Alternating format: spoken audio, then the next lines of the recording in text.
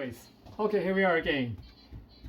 I've cut it up a bit, whatever, and I find using your fingers as professionals do really does make a difference.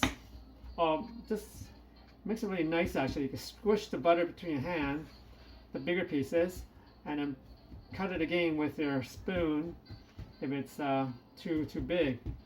I think this method works really well. Plus it also incorporates the flour a bit into the fat. So that actually makes a difference when I'm going to add the liquid in a little bit here.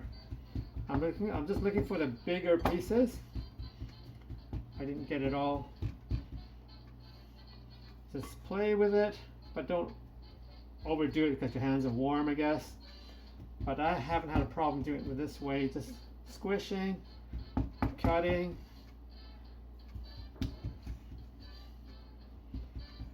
Keep on going like this as I seethe it. Here we go. I think we're almost there. You just have to eyeball the big pieces and flatten it out with your finger and your thumb. Mix it in. It's these little bits of butter and flour that gives you your layers and of nice crust later on. Looks not too bad.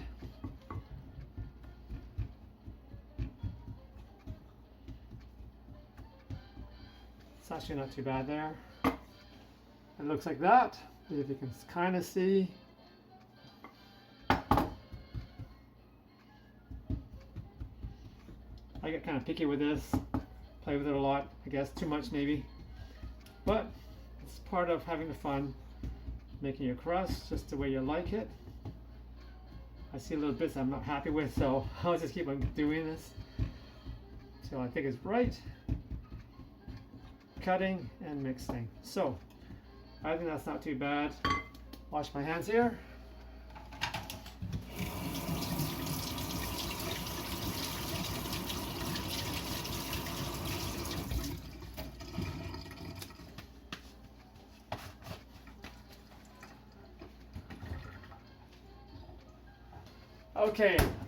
Okay, the next part is bringing a liquid into it. I'm using ginger ale because it's something cold in my fridge. You could use, supposed to be water, ice water, but I don't have ice water. And I like ginger ale just because it's already there. First, oh, so good. There we go. 1/3 cup of ginger ale there.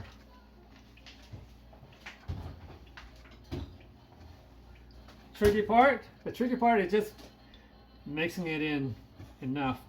Every mix is going to be different. Here we go. Very lightly at a time. Add, stir, kind of press together a little.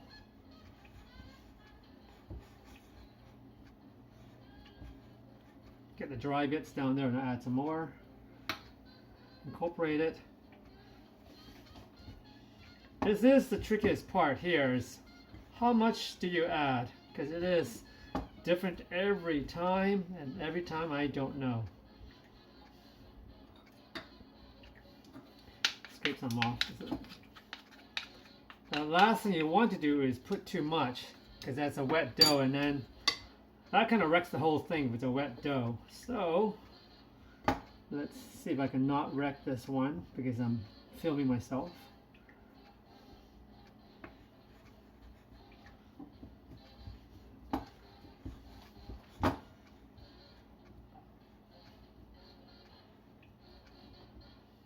Some people are really good at this.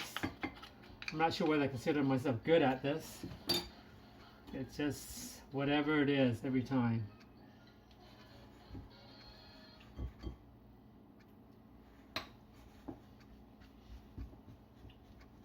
I think I'm almost there.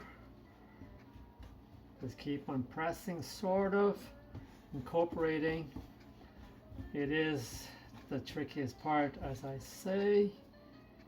It kind of holds together a little more and more. But you don't want to dry dough either, because when it's dry, then it's too hard to roll. So this is almost there. Do I take a chance and put some more in or not? I think it's...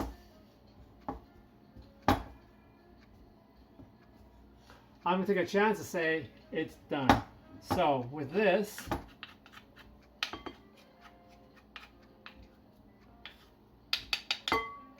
clean it off.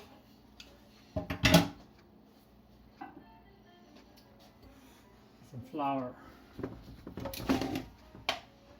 We're going to need some flour later. Let's finish this off. We're going to need some flour for rolling later, so I'll have some flour ready.